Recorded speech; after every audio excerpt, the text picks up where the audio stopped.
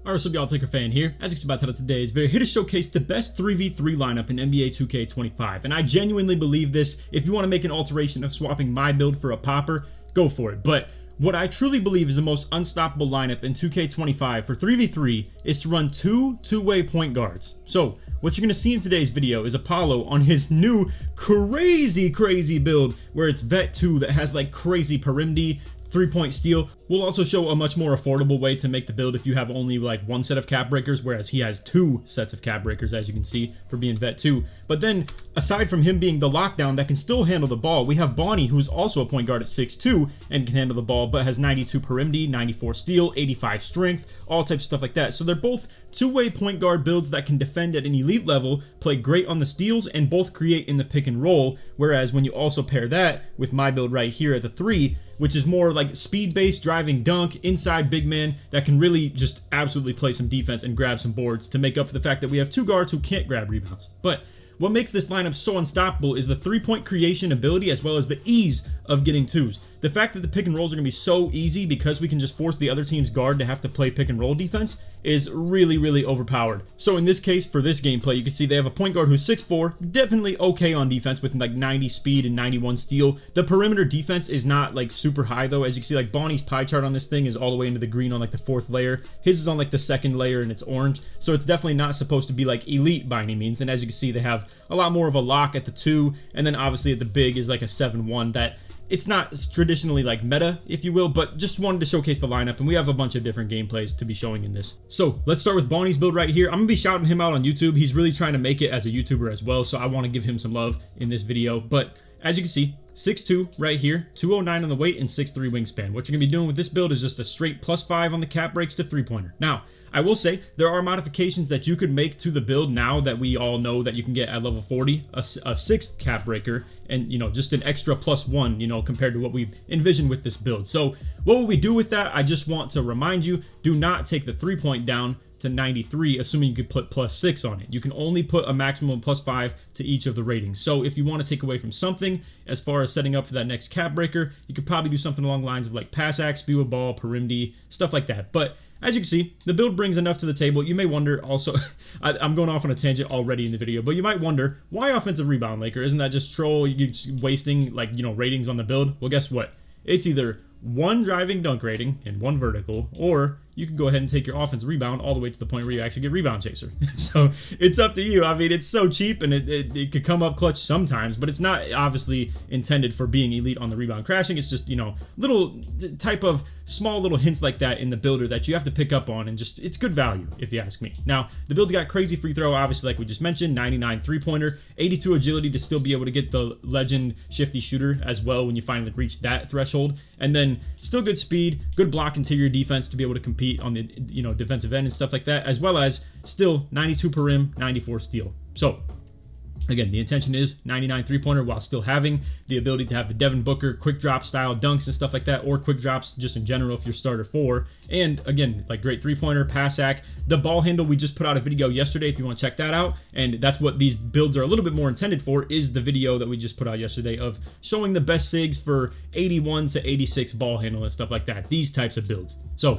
with the 91 speed of ball, Hall of Fame lightning launch, and obviously still keeping the Garland dribble style, paired with 86 ball handle for, decent SIGs and stuff like that as well, it's a really nasty budget value on the ball handle type build, and you still allow yourself to have the ability to be great defensively in terms of being a two-way guard. And for a team like ours that puts 2 post scorers in the corner on 5s and has my type of build on the back end, what you really want is for these builds to be able to guard the hash and guard on ball. So in this case, Apollo's build right here plays shooting guard on our Pro-Am team, so he's playing the hash and our secondary ball handler, but he plays on-ball defense. So this is meant to be a lockdown build, but as you can see, still has the ability to be nasty on offense. So I'm just going to change like speed with ball and steal. You don't have to think of those ratings too much. Just laser lock in on perimity for now. So the +3 ratings that we're going to put on this are going to allow you to get the Hall of Fames on Pick Dodger, On Ball Menace, and Challenger. Now in the video, you can see that he used 2 more cap breaks to 99, but we're not here to talk about that so much specifically. These are just the ways that you guys could utilize these for the build. So again, +3 on the perimity. That gets you the Pick Dodger, On Ball Menace, and Challenger all to Hall of Fame. And then for the next 2, we did +2 3-pointer. Now, if you want to go for the +6s, I would recommend to go with one more 3-pointer. So 3 3-pointer and 3 perimeter defense. And that's going to be able to get you mini marksman, limitless, literally every single badge from gold to Hall of Fame. But if you want to just set it up for 5, you don't really plan to hit level 40 this season or anything like that, you could just go with a 96 3-pointer for 1 set of cap breakers, and boom, there you are. It's looking like a really nasty build. Now, I know not all of you guys watching this have cap breakers, so I do want to say, obviously, flex the build a little bit to your own liking if you don't happen to have them, or be able to just be a little bit more patient and set yourself up for that eventually. But anyway, just remember, the vision for the build is you have decent enough dunk to be able to get the Devin Booker, you have 96 to 97 3-pointer for Hall of Fame badges in that regard, you also have doable pass accuracy. It's obviously not the 89 that Bonnie's build has, but 75 gets the job done as well. 81 ball handle for like handles for days and unpluckable, as you can see, as well as it sets up to just in unison be exactly what you get by default for having 86 speed with ball. So with the 86 speed with ball, you get the lightning launch on gold as well as guard and dribble style. It's like you are literally a perimeter lockdown that still has good interior D and block and stuff like that as well. Also, you get bronze box out beast on this build where you don't get the rebound chaser. I will say that much. So the two builds differ in that regard because we couldn't afford to get the 60 D board. You may wonder why not the D board rather than the O board. You guys saw it was super close, but it's just O board is way more cheap than D board, but you really can't, justify, let's say, doing this if you ask me. I mean, you could technically, it's 1 speed and you get 60 O board, but again, just to draw that comparison, you can't even afford 3 defensive rebound for literally going from 25 to 60 O board. So it's up to you whether you want rebound chaser or not. Feel free to make a couple adjustments here and there. But yeah, 92 strength for the immovable enforcer on legend off rip, as well as just great speed and agility. Like I said, the steel perim, interior, all this stuff is so nasty on a build like this. And then to finalize the builds, we're going to go ahead and load up my versatile stopper build that we're running at the 3 in this case. And the reason I'm on a build like this and not just a super tall big, because you could justify me being on a super tall big, but there may be some lineups where I want to play on the back end, aka like guard the other team's center. But what you are going to see for the most part in a lot of our runs is me guarding corner and allowing those 2-6-2 and 6-3 builds right there to allow them to actually play the pick and roll defense. And I play corner defense, and that allows me to just crash for really good rebounds, and all they can afford to do is post up one of the guards for 2-point baskets. So the way this game has become extremely offensive, it is really hard to compete with this type of a lineup because you're 3 hunting so hard. But anyway, this is the build right here. 93 dunk, 70 lay on the close shot and layup, and then also good enough pass act. I'm not here to say this build is entirely tailored for 3v3 by any means, or even to be at the, big man for that matter. What I've intended to do with the build is actually guard ball and then be the pick and roller, and I play along with like a stretch big or something like that, or another lockdown. But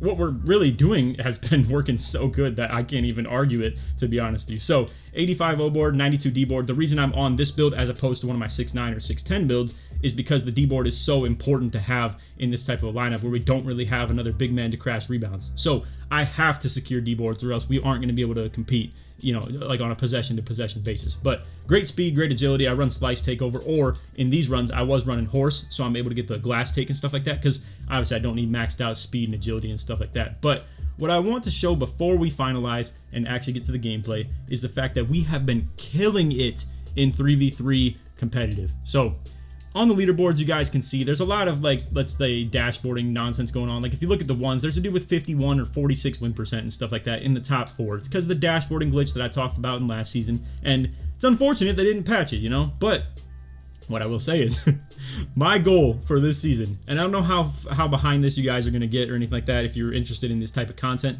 because it's not really booming on Twitter or anything like that when I'm posting stuff like this, but 96.2 win percent. I haven't dashed out of a single game on 3s at all, and we're literally 104. That's the record right now, and it's got me at number 7. The leaderboards haven't updated, but as you can see, the live action like current situation is I'm at number 7 right now. So we have been doing nothing but winning on this stuff, and my goal is to be top 5 ranked by the end of the season with not a single dashboard to our name. Whereas you can see there's, I'm not snitching on people, but it's like dude's got 75, 72 win percents and stuff like that in the top 5.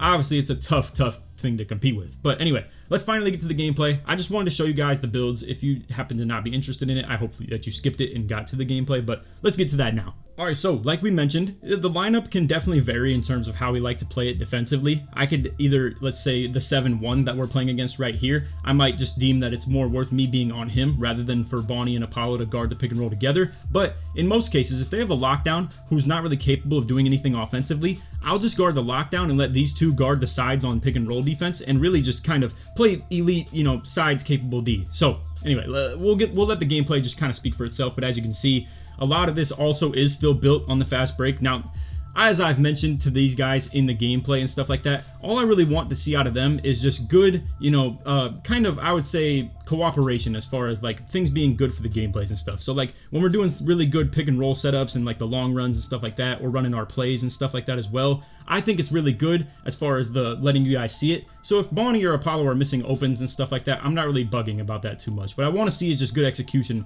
from all of us in terms of doing the right things. And in this case, as you can see, it's exactly that. Bonnie plays a really good blitz right there. Apollo's in the lane. He obviously, yes, will get dunked on. And I'm sure a lot of you guys see something like that and you think it's a stupid way of playing the game. You think it's not really very smart to, you know, put a guard on one of the bigs or anything like that, because that's a walking possession, a walking bucket every single time. But with our lineup, as you can see, we have some ability to do stuff like this. We're running off-ball screens for three-point opportunities. If the big has to step late, it takes him out of the rebound contention as well. And then I have the speed and ability to get down to almost any rebound with the speed that I have. So it's just overall a really good way to play the game, where it's very limited in terms of the ways that they can attack, and all they can really do is just attack us from the interior. So real quick, just want to run this one back. Obviously, a great play made right here where we play some really sides-heavy defense. Now, to be fair, Bonnie got crabbed and just they threw a lane right at Apollo's head. But obviously, you know, with the fact that we have such elite perimeter defense, if anybody's going to get done like this, obviously it just has to be a little bit more of a user error rather than the build's fault,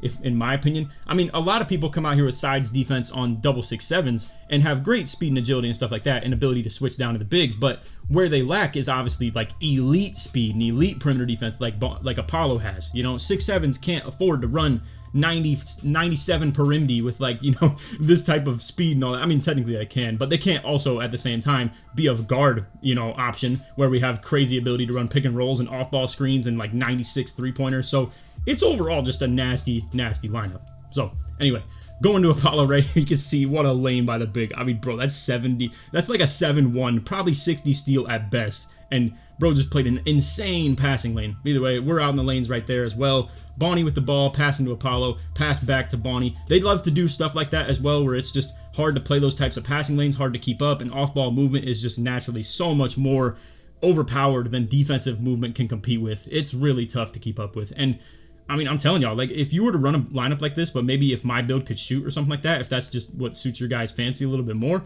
feel free to. I feel like me on an inside works out plenty fine with these two, though, where, like, we don't have to go at a tough matchup ever. I mean, whether it's play calls or anything like that, or as you can see, now they're trying to hide the big on the corner, but now if Apollo's comfortable being a ball handler, they can't get away with this either. So the center has to guard me in the pick and roll and has to be featured in the offense some way. I know I saw in a video a couple days ago where someone mentioned in the comments what related to this exact thing right here. They were asking, why don't they just put the big in the corner and make us the lockdowns constantly in the pick and roll? Problem is, you get a situation like this where we get Apollo all soloed up on the big man over here and still the ability to do random off-ball stuff like this, but me setting that off-ball allows Apollo to pretty much ISO on the big. And now you can see the big man crashes off Apollo as well. I get the offensive rebound because I was already in position as well as having good speed, and it's just really impossible to compete with something like this, bro. It's so disgusting.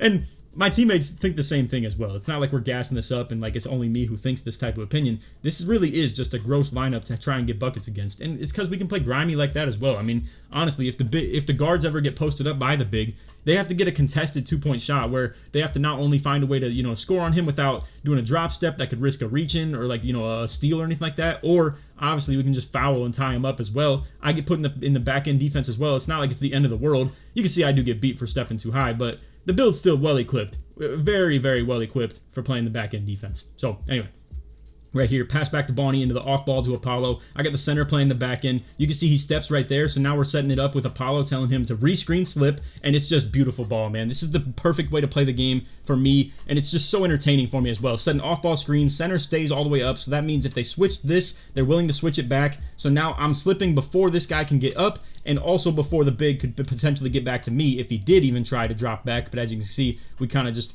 caught him sleeping right here, so I get the free slip. as well. And now when we're up by a lot as well, it's even more hard to come back from this, because now we can just take our 2s and really take the easy fact of the matter that they have to respect our 3 a lot, and we can give up 2s way more comfortably as well. But as you can see, Bonnie in the lane right there, they do get a free bucket, unfortunately, or free opportunity at it, just because we didn't get the steal on the passing lane. But still, principle stands that it's hard. It's hard to compete with that, obviously. Center stepping a little bit. I do try and slip. We unfortunately don't execute very well right there. And then as you can see, Apollo's doing the hop jumpers and stuff like that. He does get open, but he has dribbled a lot. He's tired. He's not running like 3 Gatorade bars like you competitively really could justify. But as you can see, he's there for the contest. I'm not down the rebound though. Bonnie plays the lane. You can see there's like a ton of great defense being played right now, but it's just a little bit more fluky that we're not actually getting the ball back and stuff like that. You can see right here, I'm just staying on the big because of the matchups, but now they give us an opportunity to switch it back. But a little bit of, miscue once again right there between me and Apollo. Now, I have to mention this to you guys because it's just a good pro tip for you guys out there that are playing like pick and roll defense. Right here, you can see Bonnie's going under the screen, but I'm still trying to hedge. Unfortunate part of that is I've told my teammates when they're going under the screens, I have to play like literally 20 feet back, because you can see I bump Bonnie as I'm trying to run backwards, and I would bump him in terms of him trying to get up. So when it comes to like trying to play high hedge to one side while your teammate's playing under the screen, it just can't work. So you got to be in unison a little bit with your teammate in terms of like, if they're gonna go under, you got to go way under. You got to be like super far back so they don't bump into you or anything like that. And as you can see, it was just unfortunate that kind of sets up like that. But anyway, I know the game's kind of close and stuff like that, but you guys do obviously see the principle of like why I believe this is so dominant. So anyway, into the Apollo flare up. Bonnie's almost open on the off ball right there as well. You can see he does get plucked. I will say it does happen from time to time, and that's more user error right there as well. It's not like it's the build's fault or anything like that, that he obviously gets bump stolen right there. But again, it does happen from time to time that the ball handle is just a little bit too low. Again, I'm playing too high, and now it's like, it's a game when it shouldn't be. It's just unfortunate to see, but it is what it is. But anyway, into the next offensive possession. We're still up by 3, so a whole possession, and obviously with the way this lineup runs, we can easily stop people from getting 3s if we really want them to. So a 3-point lead feels very comfortable right now. Random slip from me, honestly, not even a great look, but either way, still gets the slip in, so it's all good, and we get a 5-point lead off that. So now we can just play, really high and like blitzy sides defense, stuff like that. Apollo up, Bonnie down, ready to play the lane. You can see he gets the reach-in foul, tie him up. I mean, as boring as it is to watch and how many stoppages there are and stuff like that, it's obviously something that can really resist people doing stuff like that. I mean, it's down to 10 seconds now. We could keep me on back end, and they can probably survive in the pick and roll defense for about that long, without any help needed. And now you can see yellow contest, out on the break, wide open shot, and doink it. I mean, like I told you, obviously, like I'm willing to show stuff like that because it's not really, it's not a bad decision made or anything like that by them. It's just unfortunate that we just, miss an open. And again, open slip, yada yada, it is what it is. The game's really felt like it's been over for a while, but we just haven't been playing super good. But that's even more to the point of why I wanted to show this to you guys. It's not like we're playing our best game or anything like that.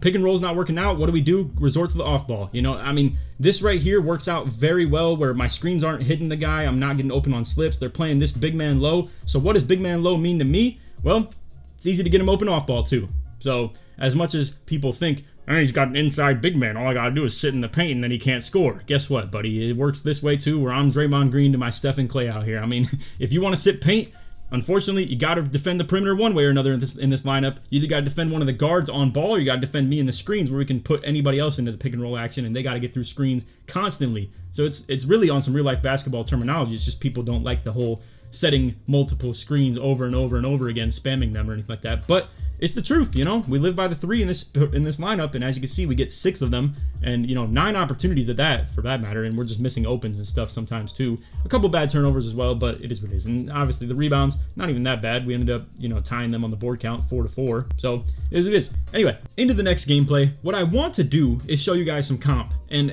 I feel like that lineup right there was still pretty good that they ran, but this right here, I still want to show because I really do think that playing against a really compy lineup like this, where they have like a 6-7 back end, like all the traditional teams are doing and stuff like that, and figure out how we can actually manipulate this to our advantage is something I want to show you. And it's going to be a close game. It's not going to look pretty. It's not going to look perfect, but you saw by the record. I mean, if we're playing anybody that's not like super cracked out, crazy good or anything like that, we've pretty much been winning every single game. 104 record on 3s. So just want to show you this one right here. So again, they have a 99 steal at the 3.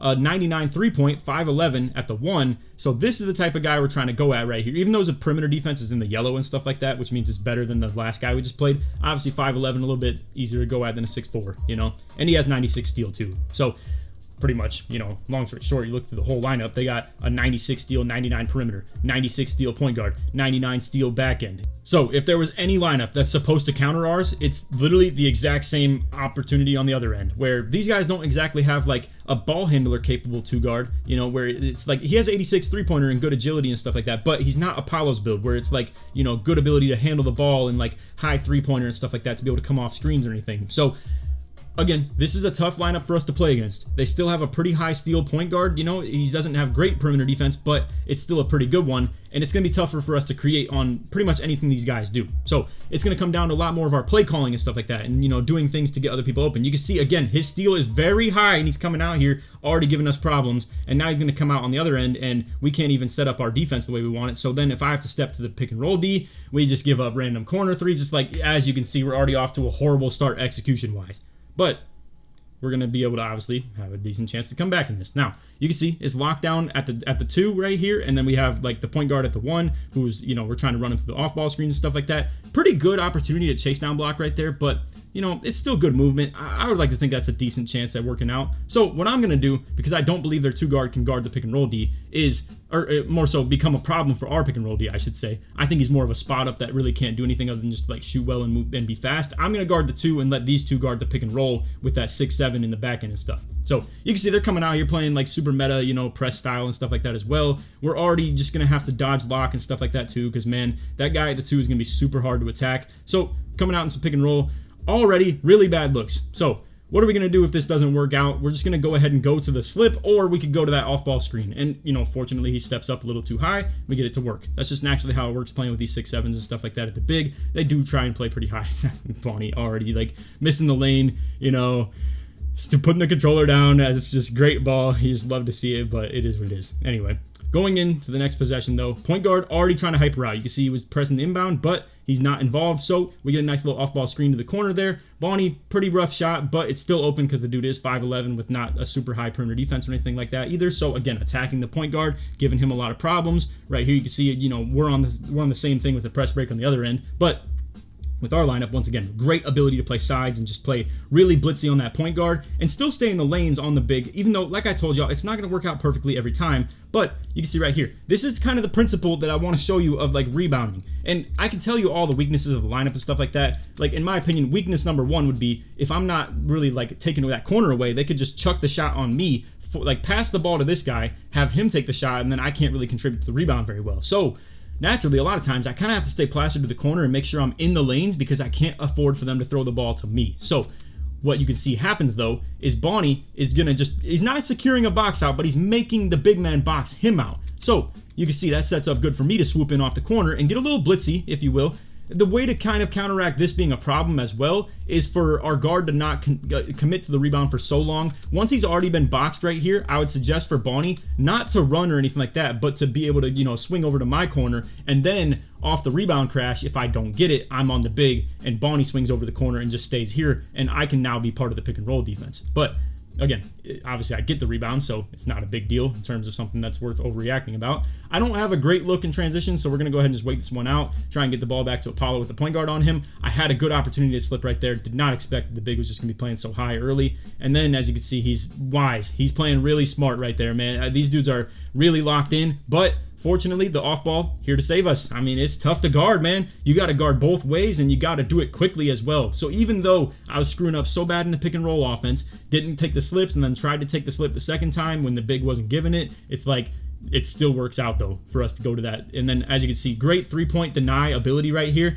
You can see them fiending for it as well, and I play the lane to the corner, but didn't get it, unfortunately. So it is what it is. Obviously, we don't like giving up points for free every single possession, but you'll take the 2 over the 3 pretty naturally. I hate that the game's in this like status, fellas, by the way. I really do, because I like 2K when it's in a much more like comfortable taking your 2 when it's available situation. That's what our lineup tries to do as well. Like, as you can see, even though the off-ball would have been open, Apollo's still good for the dunk because of the fact that the off-ball commits that attention from the big man, so, or commands the attention, I should say. So it's set up so good where like even he can just ISO while we do the off-ball screening and stuff like that. Now right here, not good execution at all. I mean, they play the wrong sides and stuff like that. Got caught not playing sides for that matter, or just, you know, difference in opinions and stuff like that. Now, as you can see, bad ball. We got Bonnie not coming down from the corner and stuff like that as well.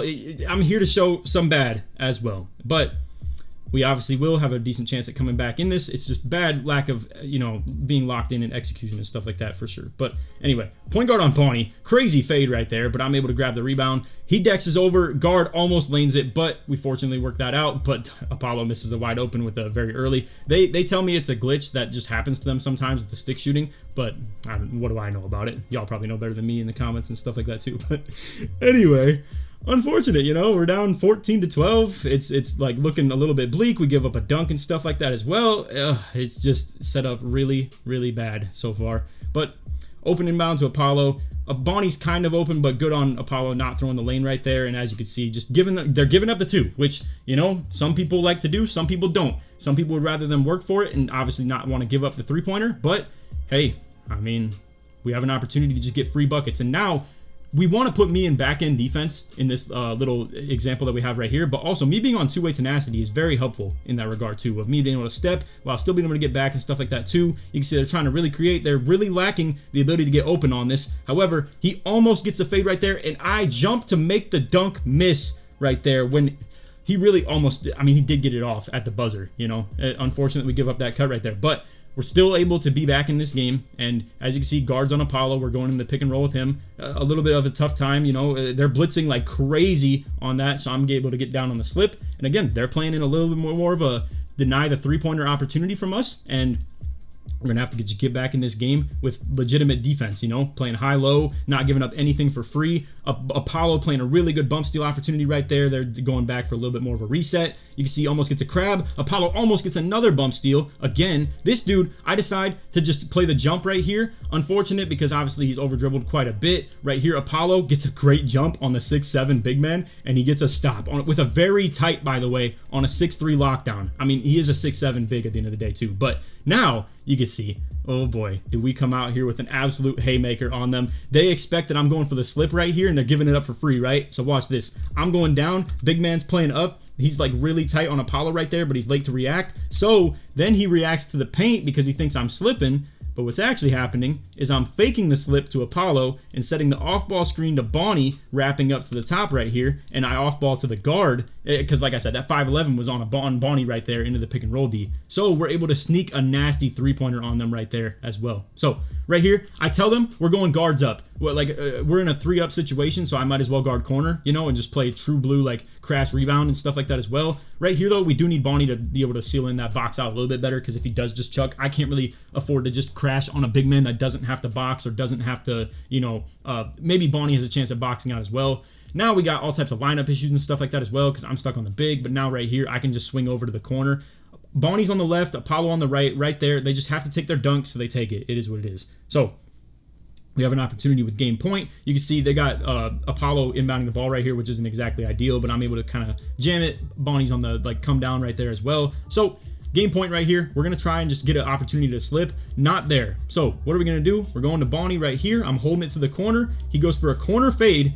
Doesn't get it to go. Oh boy. So we're in a tough spot as well. You're going to see it becomes even more tough as well as we continue throughout the course of this game. So they're playing pick and roll D again. We can't afford to give up a three. Right here on the pop, on the, you know, on the PG as well. They're going to try and obviously set this up to the corner. Apollo's up on the corner. We don't, like, we're not there for the slip in time, but Bonnie's able to reach. So again, I mean, it's a slow-paced game on defense with this lineup. It's a lot of reaching. It's a lot of stuff like that. You can see I'm in the pick and roll defense, and we get flared up on at the corner right there. He's able to react really quickly. 5 seconds left. I'm not stepping to anything. I'm down here for the rebound. I box out the big man, grab the board, and get absolutely double pressed by the two of them, where they're just spamming reach because they know they can't get back on D. So their only chance is to grab a reach-in foul right there, or to fluke me on the steal as well. So Apollo with the guard on him. It's game point again, right? We're set up in a really good spot. Apollo obviously not really trying to force anything, so he's going to hit a little reset to me. He's trying to dex back to the corner. We hit him. It sets up for some wide, long run right here. And game point, Apollo with the shot, and he misses as well. It's tough, man. It's tough. I'm telling y'all, obviously, these were the comp games that I got out of these runs. There are so many of us just absolutely killing people that I really could have shown as well. But I wanted to show this stuff because it's a little bit more realistic in terms of like the, you know, competitive level of type of stuff that you're going to run into. And naturally, I just think this is the more entertaining game of anything I had recorded too. So as you can see, it's game point once again if we get a 3-pointer, but we're not really in a situation where we have to. This is a crazy situation to talk to you guys about, but it's called having odds, where if we have, like, let's say we score another 2, right? We're on 21 points, they're on 20. They are on even numbers, we're on odds. So unfortunately, we don't take the slip right there. I was really complaining about it a lot in the moment that we like could have had the opportunity at, but thankfully the big man gets crazy with the blitz late. I don't know why either. They really didn't have to give up a 3-pointer, or like they really didn't want to give up anything for free in my opinion right there. But you could argue that they didn't want to give a 3 up because it's obviously game point. But again, having odds is something very well worth noting. You don't have to worry about, like, for let's say taking your slips because you can afford to just do so because you have the odd numbers. But as you can see, they try and get a shot right there. It's a tight. Apollo's all over it. Bonnie, I should say. Apollo's on the big man. 9 seconds left off the O board. It took forever for them to reset. We get a bump steal right here, and then Apollo gets the ball. Even if we didn't collect that steal, we would have had a pretty good opportunity at getting a stop. There's not a lot of time on the clock right here. So we bring the guard back into the pick and roll defense. Bonnie with the little fake pass right there because he just ends up opening off the guard trying to blitz, and there we go. A 24-20 absolute grease fest of a game. But overall, you could argue, yeah, they had 6 rebounds and the big had all of them, but I don't think the rebounds killed us too much. A lot of assists and stuff like that, running off-ball plays, you know, some good pick and rolls as well, and then I obviously had some points off the slips. It just, you can see the principle of how this lineup could work really well, and again, I think the stats speak for themselves off the fact that we're winning so much in here, but I really did want to show the comp games because I think this is the fun way to do it. If y'all want to see us hop in the stage or something like that too with this lineup, I'd so be down for it, but I'm currently like really intrigued to try and push for that top 5 legitimately with no dashes or anything like that. And as you can see, when your banners are showing, like the gold, and platinum right here, it matches you up based on your banners. So it's pretty much skill-based matchmaking, but in a different way, where it's not because we're all purples, but it's because our banners are, you know, attracting a lot of the competition as well. So anyway, that's all video. I hope you all enjoyed. If you did, feel free to drop a like, 7 new, turn on noties, all good stuff. Like always, try to one to 2,000 likes. If you made it to the end of the video and you want to show your support that you made all the way through, put Bonnie or put Apollo in the comments, show support to me all the way through. Shout out to those two. Good runs, all types of stuff like that. And just a reminder, this was one of the top like players on the leaderboard. Let me actually see what his exact win percent was. Okay, so his win percent was an 87, which is actually very good if you compare it to a lot of the other people that are on the leaderboards here. And obviously, he took the loss to us, so that's another L that if you want to technically count as win percent, but really, if you think about it, that's one that you could take out of the equation. But anyway, point being, you know, there's a lot of fake reps and stuff like that up here, but shout out to the people that have like a crazy actual good win percent and stuff. And ironically, I'm not even trying to, like, you know, toot my own horn or anything, but I'm actually the top win percent on the leaderboards entirely for this 3v3 stuff. So, and you would honestly even think it might even be the highest win percent of any game mode for that matter.